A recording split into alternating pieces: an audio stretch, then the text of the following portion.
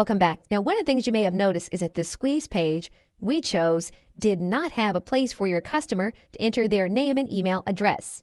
That means we're going to have to look at another template, and we're going to have to take a backward step. So we've already set the automation rule, but we need to go back to the step configuration. We need to click on Change Page Template. We need to confirm the change. And there are a few ways in order to do this. We can pick a template that does have a place for your customer to enter their name and email address. And we can customize that template. And so if we know that the customer is going to enter their email address into this form, we will then have that information. We can then click the Submit button. We can customize the Submit and then go to the next step with this button. And you'll see that here.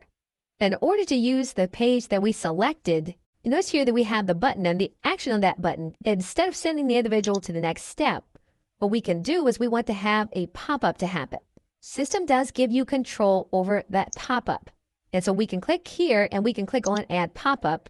And this is where the individual will actually get their name and email address that we will use in the automation. So we do need to make sure that at this step, we are collecting the name and email address.